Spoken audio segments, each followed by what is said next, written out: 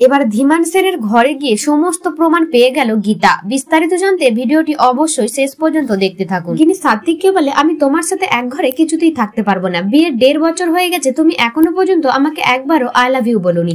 এই বলে যখন গিনি সাত্বিকের সাথে ঝগড়া করতে থাকে তখন সাত্বিক বলে, ঠিক আছে, তোমাকে যাওয়ার কোনো দরকার নেই, আমি এই ঘর থেকে বাইরে চলে যাই। এই বলে সাত্বিক ঘরের বাইরে যাওয়ার সময় গিনিকে বলে, আমি তোমাকে হাগ করতে পারি। সে কথা শুনে গিনি প্রচন্ড রেগে যায় আর সাত্বিককে বালিশ ছুঁড়ে মারতে থাকে। তখন সাত্বিক বলে, থাক থাক, আমি এই ঘর থেকে চলে যাচ্ছি।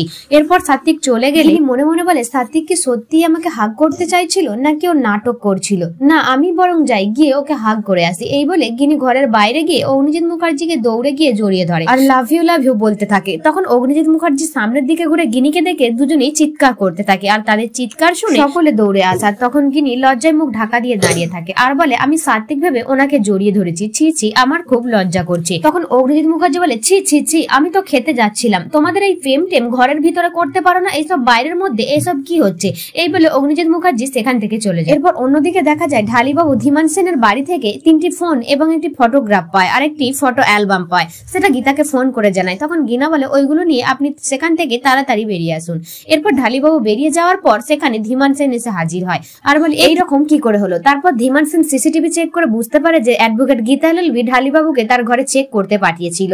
তারপর ধীমান সেন গীতাকে ফোন করে বলে, অ্যাডভোকেট গীতা এলএলবি তোমার ওই ঢালিবাবুকে না ইনকাউন্টার করে দেবো। পুলিশ ইনকাউন্টার করে তো এবার দেখবে আমি কিভাবে ইনকাউন্টার করি, এমন মারবো যে লাশ খুঁজে পাবে না। তখন গীতা বলে, কোথায় পাঠাবেন? পানিহাটির গঙ্গায়। এটা শুনে ধীমান সেন চমকে যায়। তখন গীতা বলে, 22শে নভেম্বর আপনি সঞ্জয় চৌধুরীকে কিডন্যাপ করেছিলেন আর খুনও করেছিলেন আর তার প্রমাণ আমার কাছে রয়েছে, আর যেটুকু নেই সেটুকু আমি জোগাড় করে নেব।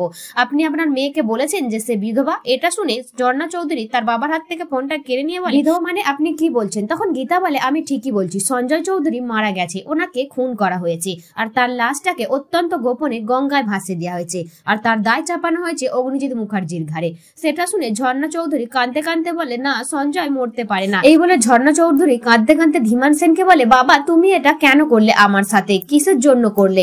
আমি তোমাকে কোনোদিনও ক্ষমা করব না। আই হেট ইউ বাবা, আই হেট ইউ। এই বলে ঝর্ণা চৌধুরী কাঁদতে কাঁদতে চলে যায়। তখন ধীমান সেন গীতাকে বলে, এই গীতা, তুমি আমার সংসারে আগুন লাগাচ্ছ, আমি কিন্তু তোমাকে শুট করে দেবো। তখন গীতা বলে, আপনি কিচ্ছু করতে পারেন না, আগুন তো তখন লাগবে, আজকে মেহেন্দি, কাল যখন মেহেকের বিয়ের সময় হবে তার আগেই সব এভিডেন্স আমার হাতে চলে আসবে আর তারপর আপনাদের সব কটাকে আমি তুলে নেব। তো বন্ধুরা, ভিডিওটি ভালো লাগলে অবশ্যই কমেন্ট করে জানাবেন।